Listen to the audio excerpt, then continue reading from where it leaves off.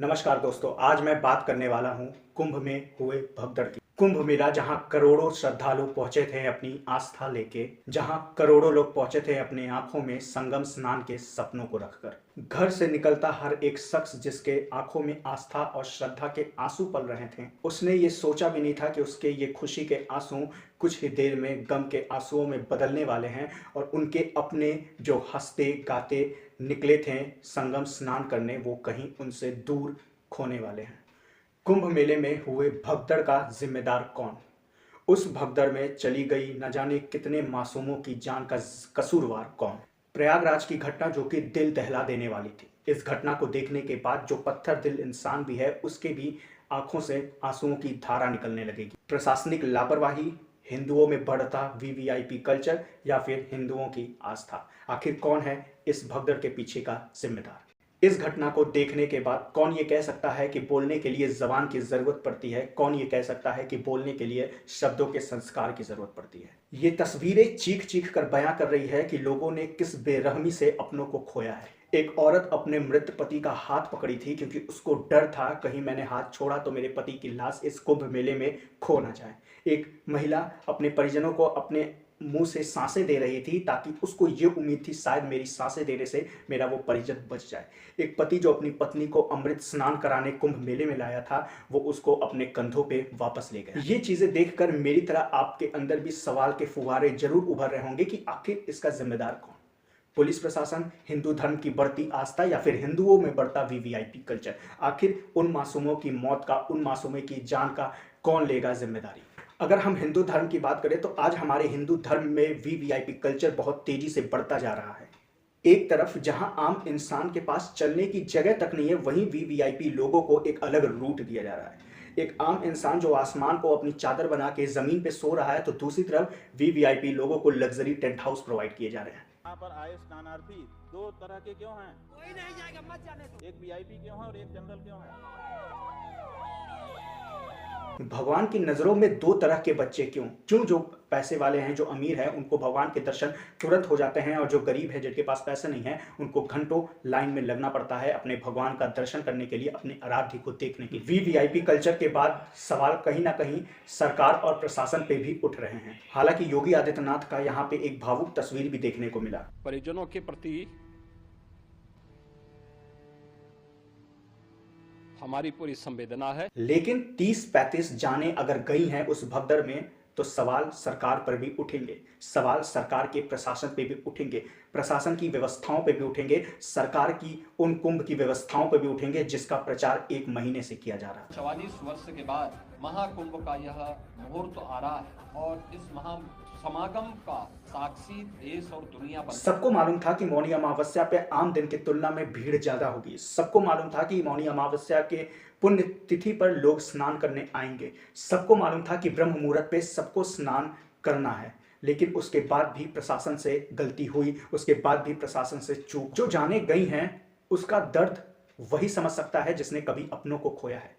जिनकी जाने गई हैं वो उसका दर्द वही समझ सकता है जिसके हाथों में अपनों ने दम तोड़ा। जब सरकार और प्रशासन इस भीड़ के लिए तैयार थी, जब सरकार और प्रशासन ने कई सारे वादे किए थे, जब सरकार और प्रशासन ने कई सारे व्यवस्थाओं की सूची गिनवाई थी, लोगों को उन व्यवस्थाओं से लोभित किया था, उसके बाद ये चूक कैसी?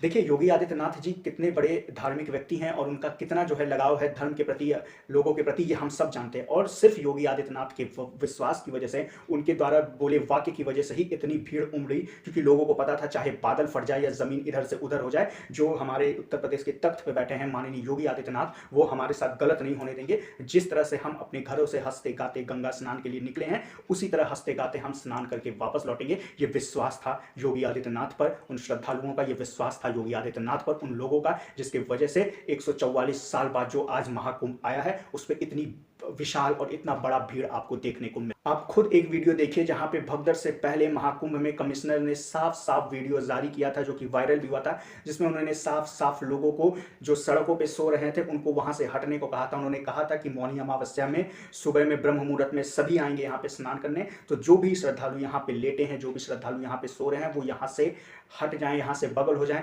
उन्होंने बोला भी था कि जो सोवत है वो खोवत है, इसलिए आप लोग यहाँ से चले जाइए। श्रद्धालु सुन लें, यहाँ लेटे रहने से कोई फायदा नहीं है। जो सोवत है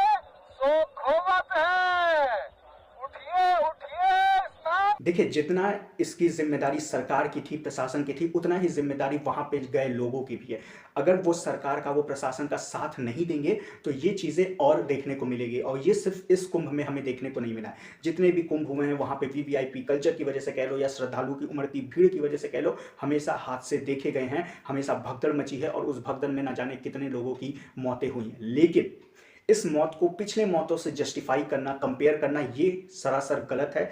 अगर आपसे चूक हुई, आपके प्रशासन से चूक हुई है, तो उस चूक को आपको मानना पड़ेगा और अपने प्रशासन को और भी व्यवस्थित, और भी टाइट करना पड़ेगा, क्योंकि जब आपको मालूम है कि संगम में इतने लोग आ रहे हैं तो आपको उस हिसाब से व्यवस्था करनी पड़ेगी। और जो श्रद्धालु जो वहाँ संगम में जा रहे हैं या जो अभी जाने वाले हैं, उनसे भी मैं यही आग्रह करूंगा कि जब आप जाते हैं तो अगर आपको प्रशासन बोलता है, थोड़ा टाइट होकर ही बोलता है कि जल्दी स्नान करिए, वहाँ से हटिए, तो बहुत सारे लोग वहाँ पे उखड़ जाते हैं कि अरे हम आए हैं इसीलिए हम कैसे जल्दी कर लें। तो आप लोगों को भी ये समझना पड़ेगा कि सिर्फ आप अकेले वहाँ नहीं आए स्नान करने, बहुत सारे लोग आए हैं, तो सबको अगर थोड़ा थोड़ा समय दिया जाएगा तभी जाके सब वहाँ पर अच्छे से स्नान कर पाएंगे। अगर केवल एक किसी पे ध्यान दिया जाए या फिर ये ध्यान दिया जाए कि अगर हम इनको बोल देंगे इनको बुरा लग जाएगा, तो फिर ऐसे व्यवस्था नहीं चलती। अगर जो प्रशासन है वो आपका सम्मान कर रही है, श्रद्धालुओं का सम्मान कर रही है, उनके लिए दिन रात वहाँ लगी पड़ी है, तो ये जो श्रद्धालु हैं इनका भी कर्तव्य बनता है, इनका भी दायित्व बनता है कि ये भी प्रशासन की बात को माने, प्रशासन की बात को समझे, और वो जिस तरह से आपको कह रहे हैं उस तरह से